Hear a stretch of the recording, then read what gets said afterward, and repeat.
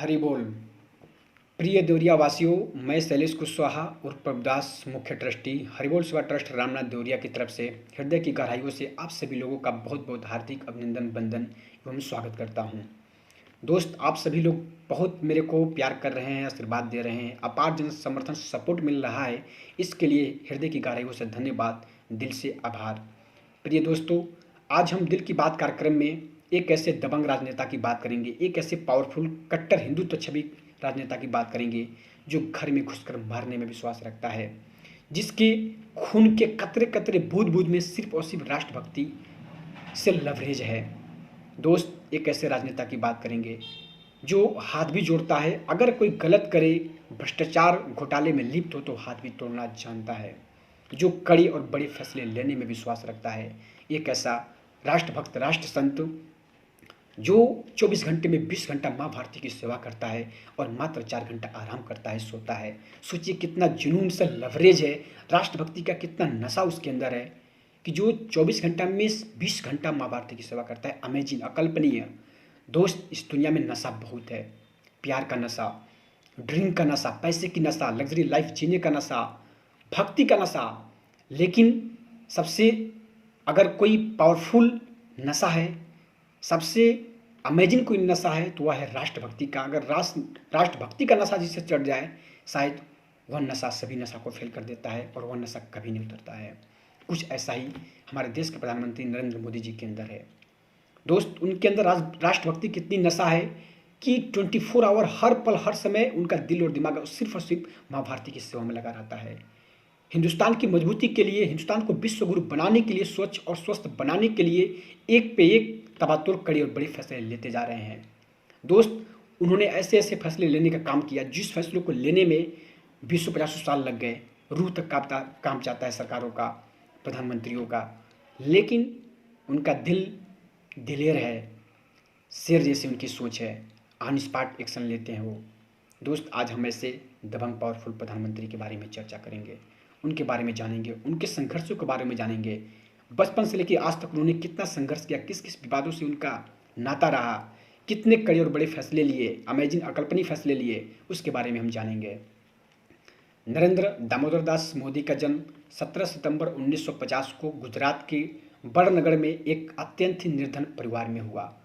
उनके माता का नाम हीराबेन, पिता का नाम दामोदर दास मूलचंद मोदी और पत्नी का नाम जसोदाबेन है।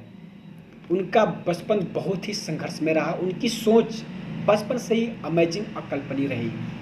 वह सिर्फ और सिर्फ भारत माँ की सेवा के लिए सोचते रहे और मात्र 10 वर्ष की आयु में माँ भारती की सेवा का नशा इस कदर उनके अंदर चढ़ा कि मात्र 10 वर्ष की आयु में घर परिवार, गांव समाज सब कुछ त्याग कर वह आरएसएस ज्वाइनिंग कर लिए।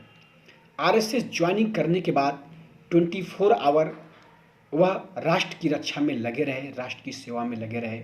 उनके अंदर इस कदर स्किल है, अपने स्किल, अपने मैनेजमेंट, अपने अनुभव की बदौलत, अपने कार्यशैली की बदौलत कुशल एक राजनेता के तौर पे वह अपने आप को अपडेट गए। जिस पद पे गए, चाहे वो भारतीय जनता पार्टी में रहे, अभी भी भारतीय जनता पार्टी में है मोदी जी, भारतीय जनता पार्टी से लेकर आरएसएस तक जिस पद पे रहे उस पद को बीट करके एक कदम आगे बढ़ने का उन्होंने काम किया, अपने स्किल और अपने क्वालिटी की बदौलत।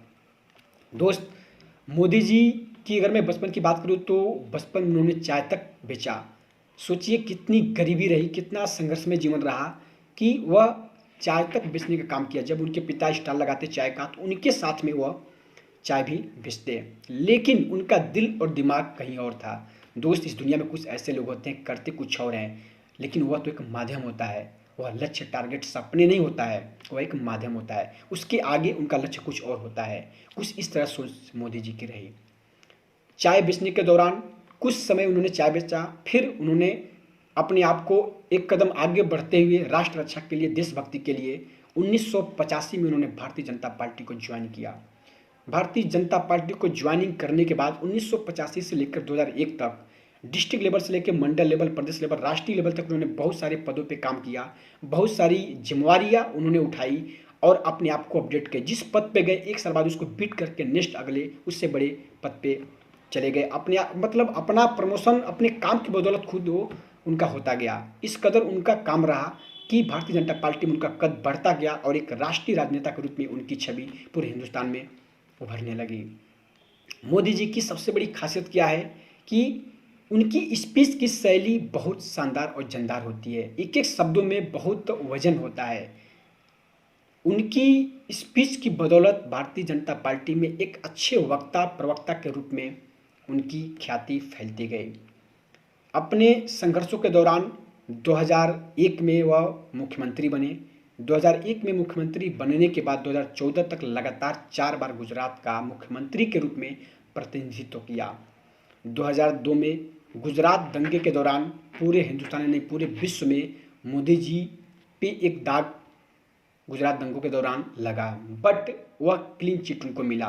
दोस्त, कहा जाता है किसी भी इंसान के अंदर अगर नीति और नीयत साफ है, मकसद उसका सही है, वास्तव में उसके अंदर सेवा भावना है, तो हमेशा उसकी जीत होती है। 2002 में दंगा का आरोप मोदी जी पे लगा। सबको पता है कि कार सेवकों के ऊपर विशेष वर्ग के लोगों ने हमला किया, जिसमें बहुत सारे कार सेवक मारे गए।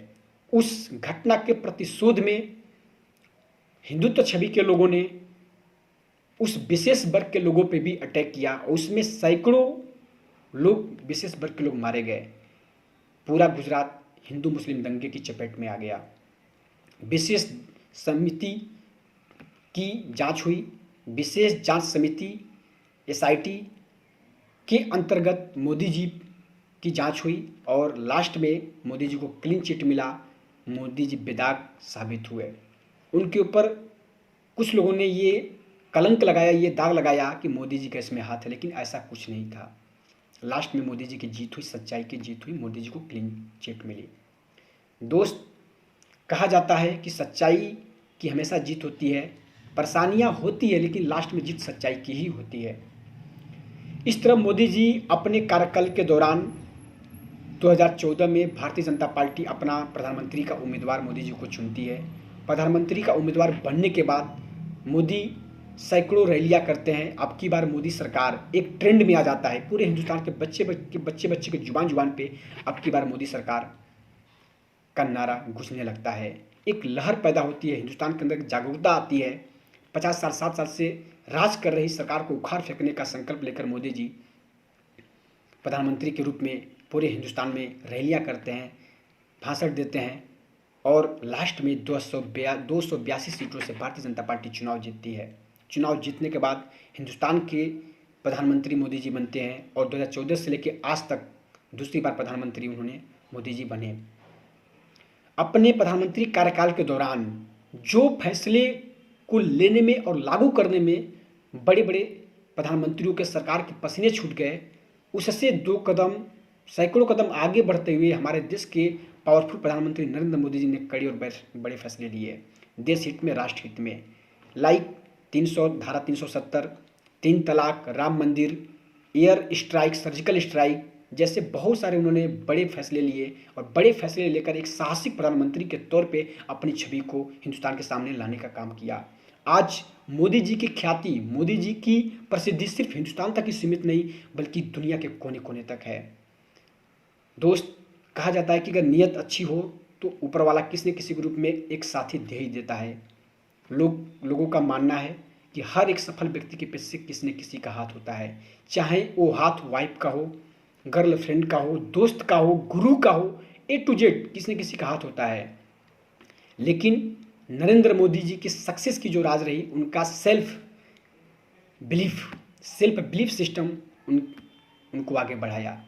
उनके सारथी के रूप में उनके सहपाठी अति विश्वसनीय फ्रेंड अमित शाह से उनका कम्युनिकेशन बहुत शानदार बना और अमित शाह के साथ मोदी जी हर एक प्लानिंग को बहुत ही बेहतरीन तरीके से उसको सफल किए। आज अमित शाह और मोदी जी की जोड़ी पूरे हिंदुस्तान में एक नंबर 1 राजनेता की जोड़ी के रूप में, हिंदुस्तान के रूप में दुनिया के सामने है। दोस्त, नरेंद्र मोदी के अंदर त्याग भावना है।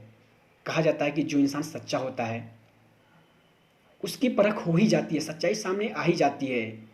आज मोदी जी ने माँ भारती की सेवा के लिए घर परिवार, अपनी पूरी जिंदगी सब कुछ दांव पे लगाकर, सारे सुख को छोड़कर आज माँ भारती की सेवा में लगे हुए हैं।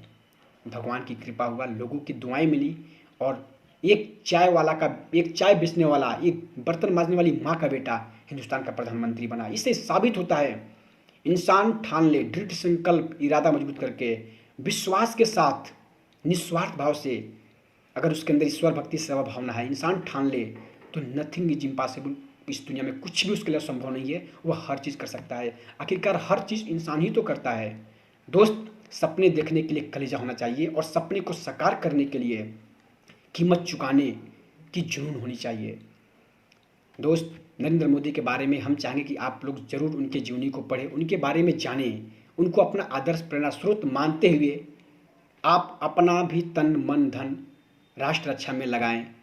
आम नहीं, खास इंसान बनकर जीने का सपना देखें, दूसरों के लिए जीने का सपना देखें। अपने लिए तो हर कोई जीता है। नेक्स्ट आज सैटरडे को हम एक और राजनेता के बारे में चर्चा करेंगे। आपसे विदा होते हैं। Love you. जय हिंद, जय भारत, सत्यमेव जयते।